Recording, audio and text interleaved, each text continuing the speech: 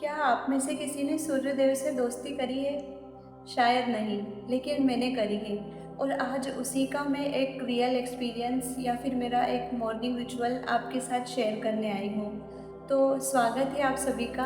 आज मैं आपके साथ कोई मैनिफेस्टेशन स्टोरी या फिर कोई लॉ ऑफ अट्रैक्शन के ऊपर बात करने नहीं आई हूँ। मैं एक मेरा डेली का एक रूटीन बोल लीजिए या फिर एक ऐसी सच्ची घटना जिसने मेरा जीवन पूरी तरीके से बदल दिया, वही मैं आज आपको बताने आई हूँ। तो देखिए, आप सभी भगवान को बहुत मानते हैं, है ना? कोई राम को मानता है, कोई श्री कृष्ण को मानता है, कोई बजरंगबली को मानता है, कोई माता रानी को मानता है।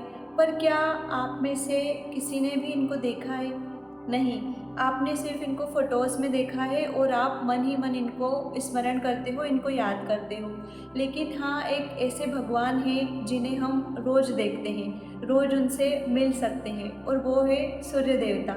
हाँ, सच में इस कलयुग बोल लीजिए या फिर इस सृष्टि बोल लीजिए, कुछ भी कह लीजिए, यहाँ पर एक ऐसे भगवान हैं जिनसे आप रोज़ मिल सकते हो। चाहे दुनिया इधर की इधर हो जाए, चाहे कुछ भी हो जाए, लेकिन वो डेली आते हैं, डेली आपको दिखते हैं, आपको प्रकाशित करते हैं। तो मैं अपना एक नॉर्मल एक एक्सपीरियंस है जो मैं रोज़ करती हूँ, और उसकी वजह से मेरी लाइफ में बहुत चेंजेस आए हैं। मेरा सारा डर ख़त्म हो गया है, मैं बहुत खुश रहने लगी हूँ, बहुत डिसिप्लिन बन गई हूँ। तो वो सब उसी चीज़ की वजह से आया है।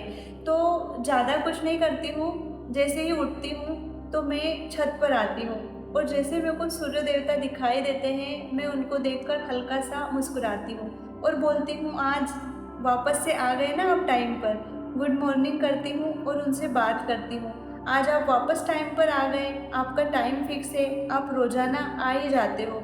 चाहे दुनिया इधर की इधर हो जाए, कुछ भी हो जाए, लेकिन आप समय पर आना नहीं भूलते हो।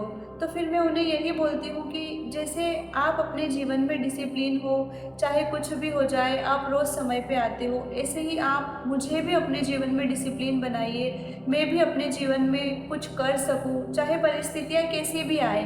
आप आ ही जाते हो ना, ऐसे ही मेरे जीवन में कैसी भी परिस्थिति आए, कितने भी उतार चढ़ाव आए, कितना भी स्ट्रगल आए, लेकिन मैं भी घबराऊँ नहीं।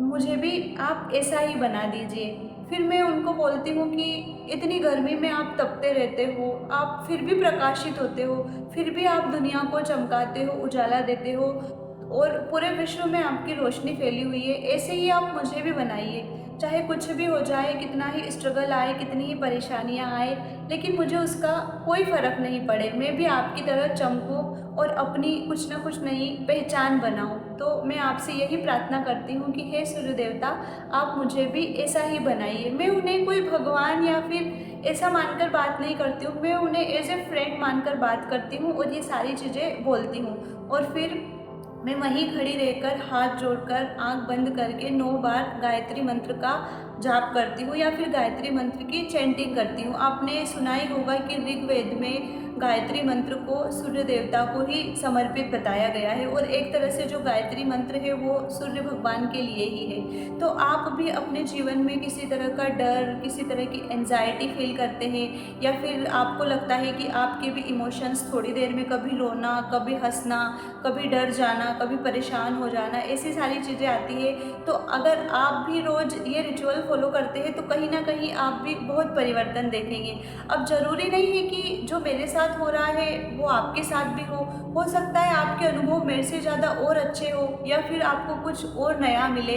तो यार, मैं यही बोलना चाहूँगी कि अगर आप भी अपने जीवन में डिसिप्लिन लाना चाहते हो, या फिर आप भी अपने जीवन में बहुत सारी समृद्धि चाहते हो कि कितनी ही परिस्थितियाँ बिगड़े या कुछ भी हो, लेकिन आप डटे रहो, तो आपको अपने जीवन में सूर्य देवता को ज़रूर लाना चाहिए। ज़रूर आपको रोज़ उनसे मिलना चाहिए, उनसे बात करना चाहिए। देखिएगा, आपके जीवन में भी परिवर्तन ज़रूर आएगा।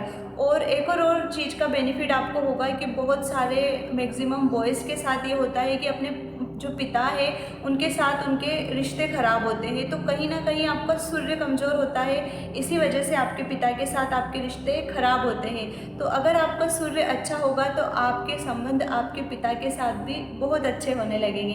तो अगर आप भी इस रिचुअल को फॉलो करने जा रहे हो तो कमेंट में ओम सूर्याय नमः ज़रूर लिख के जाइएगा, और फिर बाद में अपना एक्सपीरियंस ज़रूर शेयर करिएगा। मैक्सिमम इसे आप 11 दिन तो करके देखिए, आपको सच में बहुत अच्छे परिणाम मिलेंगे। धन्यवाद।